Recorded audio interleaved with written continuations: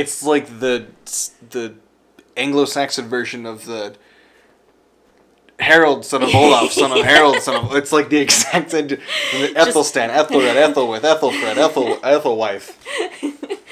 Stop it. Just pick a different name. Something. Pick a different name! Anyways. Hey YouTube, welcome back to our channel. My name is Elena. And I'm Bjorn. And this is Vikings React, where we take a look at some of your favorite Viking shows and discuss their historical accuracies. We're going to keep making headway into the new season of The Last Kingdom. We're really excited about it. Want to try to get through it as quickly as we can, because I want to watch it as fast as possible. For anybody waiting for the last episode of Vikings for the season, we're going to try to get it out as soon as we can, probably like a mid-week reveal. We're really excited for that, because it's the season finale that we're on. So we don't want to put that off. But yeah, we're going to try to get it out as quickly as possible while still kind of maintaining a steady production of the new season of Last Kingdom. But for today, we're doing Last Kingdom. Episode 2. Ready? Yeah. Cool. Show mercy to my uncle Alfred, who spent a lifetime wishing me dead. There is a power in forgiveness. Good. Then you may use it to forgive me. Turn the words around on him. Yep. King of Mercia, and now we hear he leads troops out of Aylesbury. It is a signal of intention. Or a ploy to pander to the simple folk of Mercia. The people of Mercia are not simple. Well, whatever it She's is from he's Mercia. doing, do not allow yourself to be drawn in. The weak should not be. Come with me. I want to show you a book of your grandfathers. Do not pester the boy with Latin. He is to be a king. Clark, the men of Wessex are fighters. Rule the sword, rule the land. It's kind of strange that he wouldn't want him to like be scholarly and learn Latin and stuff like that. Like Latin is the language of the church, and obviously like the church and the kingship, like the crown, is like one and the same. You know, like the king is the representation of God's will on earth, basically. Right. So it would be expected of them to learn Latin. An interesting thing is that Alfred the Great, the grandfather of the little boy, the king we've known throughout the whole series, he was a really big proponent of like public education and like bringing that wider knowledge to like the masses and actually translating a lot of scripture and stuff into Saxon, so that it could be more widely available to the people rather than just the elite, the elite classes held in Latin. Yeah, and in addition to that, something that the books actually had in them was that when Uhtred was under Alfred's service, Alfred insisted that Uhtred learn how to read and how to write, because until he did so, he was not able to control any of the armies, because Alfred insisted in the event that he had to write to him to give him orders, he needed him to be able to read, and vice versa. He needed him to be able to write to him about what was going on the front lines or anything else. So he would not allow him to lead any armies or sail any ships under his command until he learned how to read and write. That's awesome. And that was something that Uhtred despised. He just wanted to fight. I mean, but, yeah, all of us do. It was a big thing in the first book, and it was also very historically accurate because you had to be able to read and write. Yeah, absolutely. And also those things were privileges of the elite classes. You know, it was way more common for people to be completely illiterate back in the day. They relied on like public sermons and church goings and stuff to learn scripture, to learn about the ways of faith and to and just to kind of like verbally pass things down. It was similar in a sense to the Norse traditions of like an oral history. They did have written accounts, of course, and everything like that, but it was only reserved for the elite classes or the monastic people, essentially. Anybody else, like the commoners, wouldn't be able to copy down anything in like their own Saxon language or anything in Latin. Right. Although Latin would be specifically reserved for like clerical things, but Yeah. still. Yeah, and in this case, like you said, it is a little bit weird that he doesn't want him to be able to read. Because, like, Yeah. if you're part of the ruling family, if you're being raised within Yeah. the ruling class, It's expected of you. Yeah. Yeah. You have to be able to do that. Yeah, have to go through that formal education. You have to be completely well-rounded. So you need to have the knowledge of faith. You need to have like intelligence to be able to just think very well. To be well educated. You need to also be very tactical and like militaristic. So you need to have all kind of components to be able to rule a kingdom effectively. Right. The other thing here that's going on is Ethelred right now is trying to strengthen Mercia while he's married to Aethelflaed. Now, that alliance was made by Alfred as a means of strengthening the two kingdoms' alliance, essentially, to make sure that the Danes could never infiltrate Wessex. Right. Or further inland, as Right, they because had. it bound the families and therefore it bound the land. Exactly. Yeah. So that is supposed to be a pretty strong alliance. It doesn't look super strong currently. She ruled after Ethelred's death, somewhere around 911-ish or something like that. It's around this time frame. Yeah. I think it's supposed to be like 911, 912. Yeah, and she's known actually as Lady of Mercia. She's not known as Lady of Wessex. She's known as Lady of Mercia because she helped basically save that kingdom. One of the attributing factors to the success of the Viking raids was the diversification of the regions in England and in mainland Europe. So at the time, England was pretty much divided into like these four main kingdoms: East Anglia, Wessex, Mercia, and Northumbria. And basically what happens when the Vikings came and invaded, whenever they attacked one kingdom, which started with Northumbria, the rest of the kingdoms were like, okay. Not our problem. Not my problem. Like, hey, maybe the Vikings will clear stuff out, and then they'll leave, and then I can just go in and take control over a weakened empire. Cool. Awesome. I can get more land. And that proved not to be the case at all. Because then the other kingdoms fell, and they were like, oh, well, oh, sucks to be you too. And then they're like, oh, wait, hang on a second. Wait, we didn't... oh no. What have I done? Oh, jeez. And the same thing happened in mainland Europe too, because Charlemagne united a huge chunk of Europe, and pretty much created the more recent wave of the Holy Roman Empire, which was neither Roman or Empire. Doesn't matter. And then he gave all of his land to his son, and then his son had 3 sons. And as part of the custom, the land was divided equally across between the 3 sons. However, each one of them wanted more power, and they wanted to basically usurp their brother, but they couldn't do that. So when the Vikings started to invade Normandy and stuff, or other different parts of the kingdom, whoever wasn't being attacked were like, huh, sucks to be you. Yeah, if you're fit to lead, then you can easily solve this Viking problem. And that wasn't the case. And kind of a cool thing that happened after the Viking raids, all these other foreign powers who were always at odds and ends with each other kind of united under one common enemy, which was the Vikings.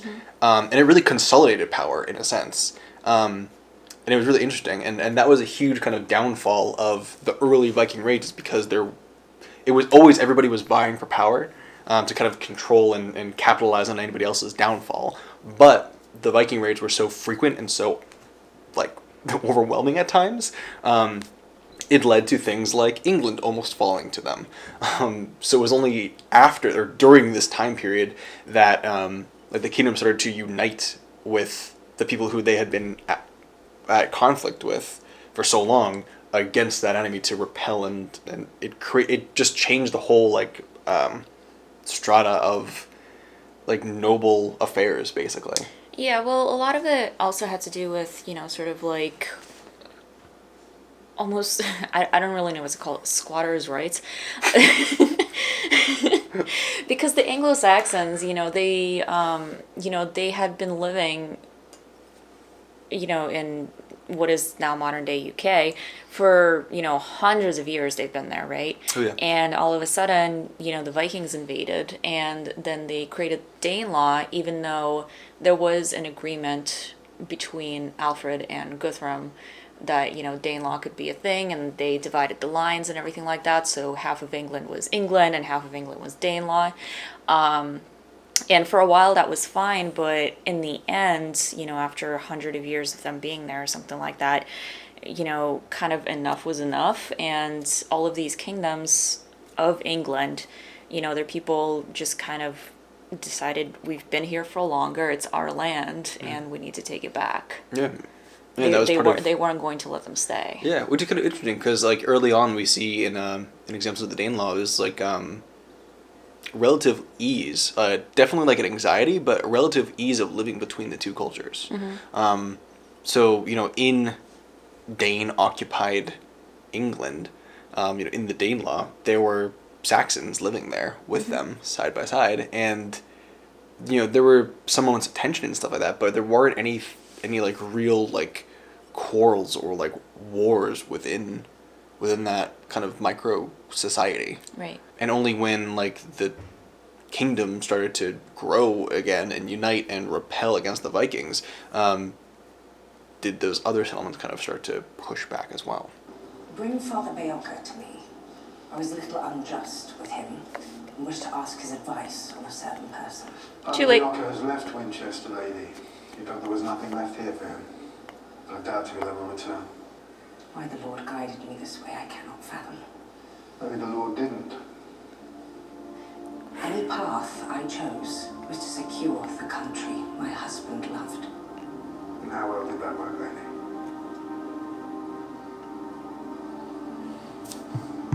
I love that they're not holding back anymore. Oh my gosh. I love it. She's just such an abandoned character at this point. Like, I do feel bad for her a bit. I don't. I said a bit. But also, like, yeah, you f***ed up. Can I even pass the intro? Pathetic horde. Most of them drunk or senile. The Scots will laugh. Cannot hold them off with this. We need more warriors. I just want to mention really quickly, a lot of documentation from Scotland actually stops around the Viking Age and then picks back up like 400 years later. Bloody Vikings. Weirdly enough. Yeah, real weird. I wonder what could have happened with them.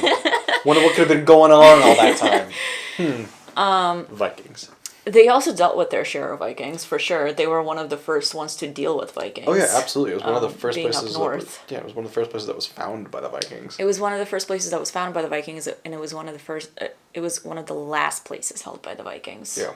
One of the last Viking kings left from Scotland, I believe. Yeah, absolutely. So it was really early on. Like the Orkneys were one of the first like settlements that were really like filled with Vikings all of a sudden, and a lot of the Norse kind of just like settled there and assimilated into the culture. And actually, there was like a genetic study done in 2000 that analyzed a bunch of people.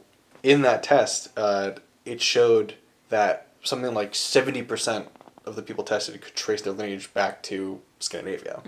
So it just shows like even still to this modern day, there was a huge influx of just like a genetic line to show that how widespread Viking assimilation was for the people to still to this day 1,000 years later still be related to those Viking ancestors. Essentially is really cool. And actually, yeah, so I think in some of like the Icelandic sagas, I think it actually mentions that like if somebody wanted to go out and like be a raider and be a pirate and like kind of like perform misdeeds and break the law without like having to suffer like legal consequences, you go to Scotland.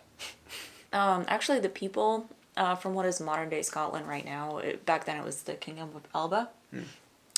They did plenty of their own raiding and plundering, and the fact that they're Scots, of course they would. Yeah, and the fact that they're attacking Northumbria makes absolute sense. Yeah. They raided, down the east coast and to the west. They were all over the place as well. Yeah, absolutely, and I'm sure that plenty of them would get hired on as like mercenary fighters as well. I mean, they could essentially like serve alongside Vikings on raids or on, like in large scale skirmishes and battles and things like that, much like the Irish did at the same time. Like they could be basically bought and paid for and be like a standing army that you would just pay some silver and whatever else, and you just have this massive auxiliary force fighting at your side because of that. So I think the Scots can perform a very similar role to that. You misjudge your father, you know. He's not the bloodthirsty heathen you take him for. Thou shalt not kill, Father Bayoka. Were you rusty on the scripture? I know the teaching, but I also know Aelfric. Help him in his mission and you will be helping Helping him return to a life of Christian piety. No, not that, But but there is a chance. we shall see.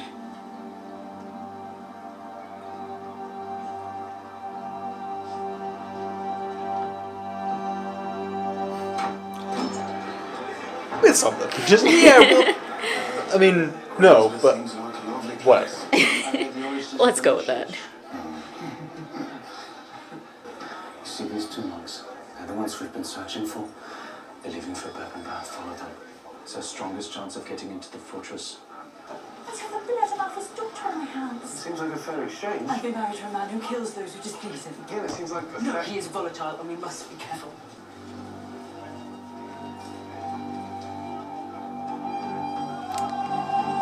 She's very smart. I'll give her that. Well, he's smart. He just doesn't care because it doesn't affect It's him. like a first light. Yeah, but she's smart to understand it because, Yeah. you know, Yeah. there's so many, people that would just be like, oh, you want to marry me? Okay. Like, Yeah, right. and then go with it until they're killed. Seriously. March at dawn! Perhaps they'll turn away. Well, they are Scots, returning for a fight. There is one choice, though it sickens me to say it. Pay them to go away. So they can return again and we pay them more. Why not just beg them to make us their vassals? I did not say it was a good choice. Paying people off to leave. Yeah. Absolutely happened. Oh, all the time. I think because we are kind of here like in the later age, well after the Great Heathen Army has taken over, well, Danelaw has taken over, they already know that tactic. Alfred was one of the first to use that tactic, I believe, to pay off the Vikings to basically just shoo, go away. We'll give you some money, just go. At this point, they know that tactic, and they know that it often doesn't work. They're going to come back next raiding season, and they're going to take even more money, and even more gold, and even more, whatever they want. Yeah. And then they're going to leave again, and then come back the next year. So at this point, they kind of know that doesn't work. So for him to kind of scoff the idea makes absolute sense. Yeah, no, without a doubt. And that was something that they didn't really kind of anticipate until later on, or potentially maybe just hoped that they wouldn't happen. Yeah, I mean, at a couple of different raids, I mean, I feel like I always cite it, but the Siege of Paris, they were paid something like 8,000 pounds of silver to just leave. And the Vikings left, basically, and brought it home.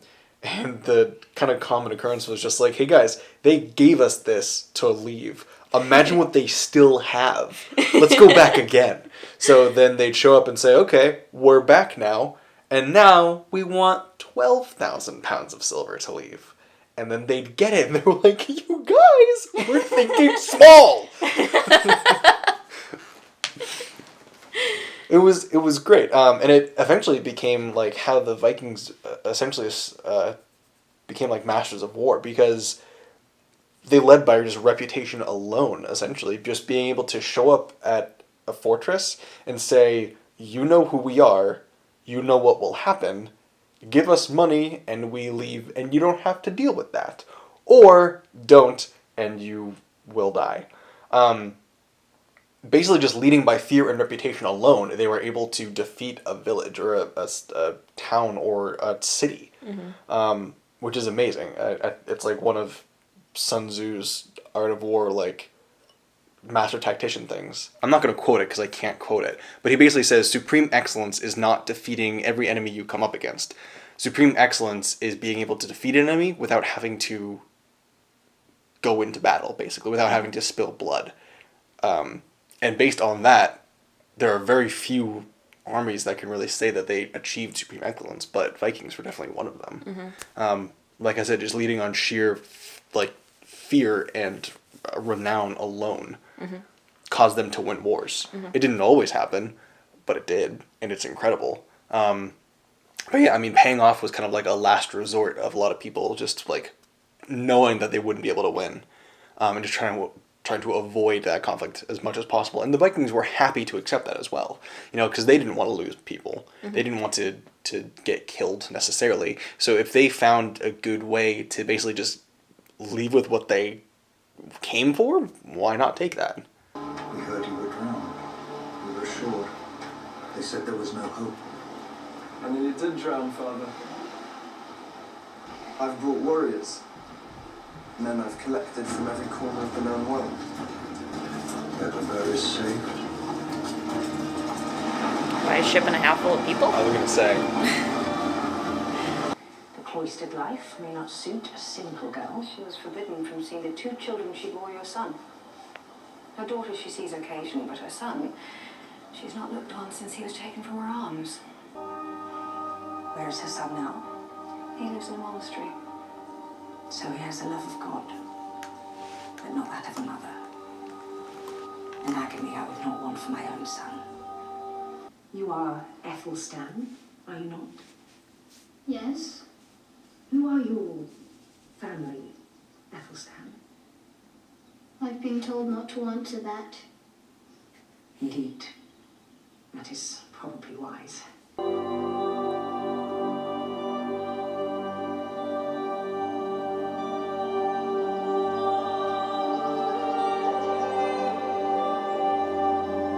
I swear to it, I mean you no harm.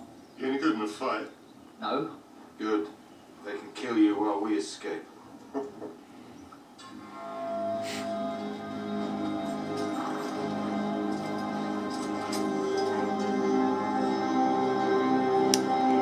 You're gonna learn about Christians. Oh, I thought they were just going to kill him right there. Or just abandon him. Did I deserve this cruelty? Did I hurt someone as I am now hurt? Did he? Then you would have been unsuited to life in the palace at Winchester, Edgwin. Which is why this has all come to pass.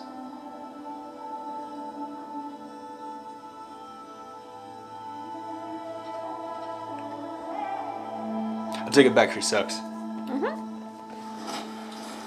am but a young man, but since my childhood I've heard that Bebbanburg was the greatest fortress in the north. Do not deny my boyhood dream. Well, I am generous and a loyal servant to the church, so you are welcome. Put them in the slave quarters. Generous.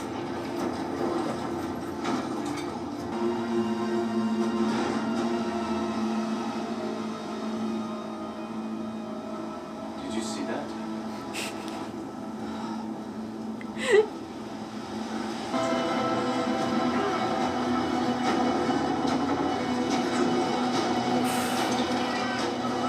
Talk about a trust exercise. Yep.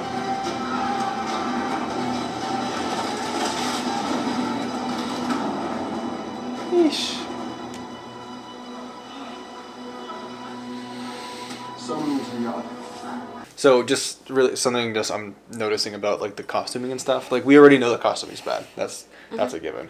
But like all the Anglo-Saxons here, like their main armor seems to just be like gambesons. I did notice that. Yeah, which are like the padded, like quilted, like coats, basically. So this is set in like the very early 10th century, like 911, 912 for this. And then like the invasion in that actually set up Danelaw was in like 865, I think. Something like that. Yeah, so just in like the late 9th, early 10th century, that's the setting. But gambesons didn't really come into play in Europe really until like the very end of the 11th century, like kind of the beginning of the 12th. They were worn typically as like extra padding underneath other armor. Right. Because like all the like quilting and stuff that the coats were like padded with, or stuffed with, was designed to like absorb like concussive blows, basically. So like anything like the chainmail and stuff wouldn't deflect, because like chainmail is good against obvious slashing and piercing and stuff like that, but you can still break bones while wearing it. So the gambazon was kind of designed as something to kind of go underneath to absorb and cushion those attacks to hopefully just cause bruises at the worst. But it was still something that wasn't really widely out there until much later than this. It still wouldn't be in play for like another 150, 200 years, really. Right, and it wouldn't be used by itself. In some cases, yes, but mostly no. Yeah, exactly. Mostly it would be worn underneath something else. Right. So I'm kind of noticing, like, it is a historical, like, garb, just not exactly proper to this, which is still more than you can say about, like, the leather armor and stuff like that. Yeah, exactly. But at least it existed. Yeah, I'm just kind of noticing it here and there, and it looks nice, and it helps to kind of serve that, like, I guess that trope of just, like, guard number 3, like. Yeah, the other thing that I have been noticing about, at least when it comes to the English in here, I believe it was one of the guards, and I've seen a couple of others that were wearing armor. They had the nasal helms, and those, while the design wasn't 100% there, it was pretty dang close to that century type of helmets that they wore. Yeah, and there's a few main examples of those, like, nasal helms, the Spangen helms that you see. The two main ones are whether or not they're the conical section of it, like actual headpiece, was made of riveted and joined pieces of metal, like the 4 pieces together, or whether it was like 2. Or even just 1, really. I did see one that was made out of 4. Yeah, it had the rivets going down this way. It had the riveted bands that go like to the back to front and then side to side. Yeah. And that also kind of demonstrates like the time period as well, because originally the helmets were made in that 4 cemented piece. So it was the 4 like quarter pieces all put together, and then there's the riveted band that goes across front to back, and then the one around it to hold it all together. And that's a little bit more indicative of like an earlier period helmet they might see. And then later on, when they were able to refine the technique more and became more proficient, and more developments were made in blacksmithing and in like armor making, they were actually able to make it out of like a single piece. That would have just been like hollowed and domed out and things like that, or even forge welded, essentially. Right. So it wouldn't need those extra supports binding it together. Yeah, but the nasal helms with the 4 pieces and everything, like you had just described, are some of the most common ones that we find. Absolutely. From that age. Absolutely, yeah. Like all over Europe. Yep, yeah, everywhere. They're just so widely, universally used. Yeah. Yeah. So that was actually kind of nice to see, like especially like Englishmen wearing them. I am Uhtred of Bebbanburg. Screwed. It is unwise to mock me.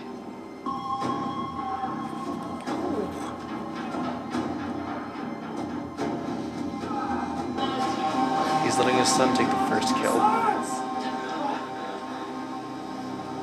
Only I shall speak. I'm the true lord of Bebbanburg, and I'm taking it back. I am loyal to the true heir of Bebbanburg. Good. Bear witness all, the true heir of Bebbanburg. But I could kill you with this arrow in a heartbeat. You can try. The arrow would miss. Then you know nothing of the weapons of the desert. Put down the bow.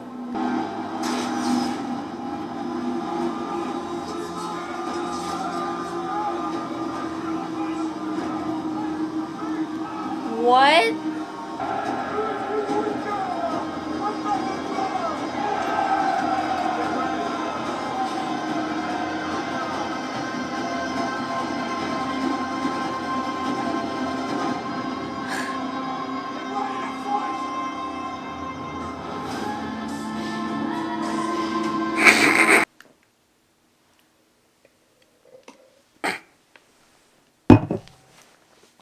What just happened? So, I mean, you're not a son, so I can't expect you to understand too much. But basically, you, Dad, what just happened, like. But also, so now the fight is between him and Uhtred, not Uhtred and his uncle. Really quickly, I'm not going to glaze over it. I'm sick and tired of these Viking shows having crossbows. Especially, the arrow would miss. Well, then you do not understand the weapons of the desert. Like, what? I don't know. I'm tired of it. Just use a bow. Like, it's not that hard. It looks cooler too. It does look cooler. To have some, like, legless posed up on top of the barricade, like... With longbow and everything. Yeah, absolutely. Yeah, and we talked about crossbows before, you know, they were definitely a thing before the Viking Age, they were a thing after the Viking Age, but we have no written account or any account of... Vikings using them. Yeah, of Vikings using them. Granted, they're not Vikings, but still. But yeah, I was hoping Uhtred's son would kill the dude and get his first blood. You know, that was gonna be cool. But He I guess almost did. He was this close. Yeah. Yeah, it was very cool. close. Overall, it was a pretty good episode, I feel like. Yeah, I mean, we're still really early on. They're still setting everything up. Yeah. So there's a lot of ground to cover before they really start to get into, like, the meat and nitty-gritty Mm-hmm. everything, which would be nice. I feel like this one was a little bit slower paced. Like, we kind of took a little bit of a backseat as well. Mm-hmm. And just kind of enjoyed the setting and the travels and things like that. This show makes it pretty easy to kind of get into the feel of the Viking Age. Yeah. Through the settings, while the costuming is not 100% there, it's... Costuming's never going to be 100% there. Yeah. Like, just never. Yeah. Yeah. But it's enough. I feel like, you know, I can look past it. The writing is really good. Mm-hmm. I'll say that. For the characters, for the way that they would have acted, both Christian and, you know, heathen, work really, really well together. I feel like this is pretty well done. Yeah, I will agree with you on almost everything except for that, the thing about the clothing. I will never look past it. Ever. I can't. I have learned to ignore it because it's just a staple. It's what happens. It's fucking what happens, guys. So I'll never look past it, but I'll begrudgingly get around it. Or just wade through it with a scowl and a drink. I want to make a meme of that. It's like a compilation of just like cats pushing over. Just like be over and just like leather armor. Furs. Mohawks. Like, I had it before the show came out. That. I had this since I was like 13. This is not related to that at all. I didn't get it because of a trend. I had this when I went into middle school. No, high school. I had this when I went into high school. Are you saying that you had it before it was cool? I had it before it was cool, man. Listen, if anything, they copied me, okay? All right. How about a rating? Well, I mean, we didn't really move too much in this episode. It was very much just like a journey episode, like a travel thing, you know, in terms of plot and actual like characters. It was just like, oh, these guys are going here and sent messages this way. These people said they're going this way, but they went up here, and these people went here, and then these guys went there. You know, it's very much just like aligning the map to like get to the show. Mm-hmm.